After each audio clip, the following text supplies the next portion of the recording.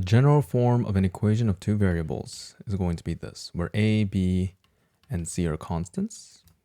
Okay, so we have this. And if this equation has to represent these points, if I plug in for the x and y's here, right, I get the following. Okay, I get 9a plus 4b. I get 5a plus 0 has to be c. And here I get 2a minus 3b has to be c. Okay, but we already see from the second equation that, right, c has to be 5a. So let's plug that into here and to here. Then I get that 9a plus 4b is equal to 5a. Subtract 5a to both sides, and I just get 4a here.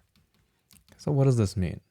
Right? Factoring out of 4, I get that a plus b times 4 is 0. Or in other words, a plus b, right, if I divide both sides by 4, has to be 0. So as long as a is equal to the minus b, right, this will satisfy the first equation. But what about the second one here? Okay, so here, if I have 2a minus 3b and then plug in for 5a, right, subtract 5a to both sides, and what do you get? This becomes minus 3a, and this is minus 3b, right? And notice that if I factor out the minus 3a out, I get the same result here. Okay, so again, as long as a is equal to minus b, we're good to go. Okay, so then what we can do is let's let a be 1 and b be negative 1. Then a, when it's 1, then minus 1 is 1, right? So this is satisfied.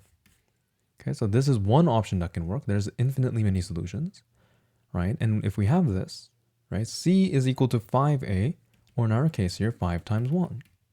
So then this tells me that our equation that we wanted to find is going to be just x plus or minus y, right? Because b is negative 1. This has to be 5.